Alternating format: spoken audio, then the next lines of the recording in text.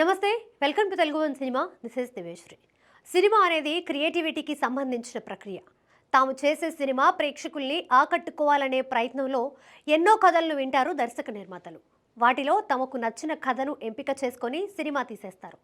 ఒక్కోసారి అలా కథలు ఎంపిక చేసుకునే క్రమంలో కొన్ని పొరపాట్లు కూడా దొర్లే అవకాశం ఉంటుంది. సినిమా షూటింగ్ మొత్తం పూర్తి చేసి రిలీజ్ చేసిన తర్వాత ఆ కథ తనది అంటూ అసలు రచయిత కోర్టుకెక్కుతారు.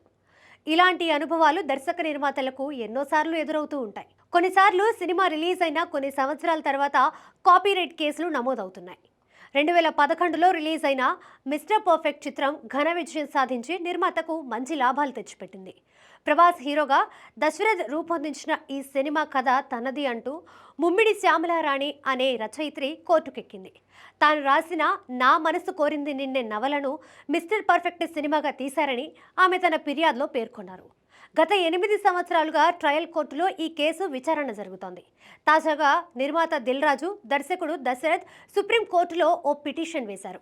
కాపీరైట్ చట్టం కింద ఈ కేసు నమోదయ్యిందని, కాలపరిమితి ముగిసిపోవడం వల్ల ఈ కేసును కొట్టివేయాలని పిటిషన్లో పేర్కొన్నారు. దాంతో ట్రయల్ కోర్టులో జరుగుతున్న విచారణకు తాత్కాలికంగా స్టే ఇచ్చింది సుప్రీంకోర్టు. ఇదిలా ఉంటే ఈ కేసు వల్ల ఏర్పడిన సమస్యను త్వరగా పరిష్కరించుకోవాలని, లేదంటే ఇలా ఇబ్బందుల్ని ఎదుర్కోవాల్సి వస్తుందని సుప్రీంకోర్టు ధర్మాసనం దిల్ రాజు తరఫు న్యాయవాది నిరంజన్ రెడ్డిని హెచ్చరించింది. ఈ కేసు పూర్వపరాలను పరిశీలిస్తే మొదట ఈ కేసును దిల్ రాజు తరఫున కృష్ణదేవ్ వాదించారు. ఈ కేసును హైకోర్టు ఇదివరకే కొట్టివేసింది. సిఆర్పిఎస్ 468 కింద కాల పరిమితిని దృష్టిలో ఉంచుకొని కేసుని కొట్టివేయాలని కోర్టుకి విజ్ఞప్తి చేశారు.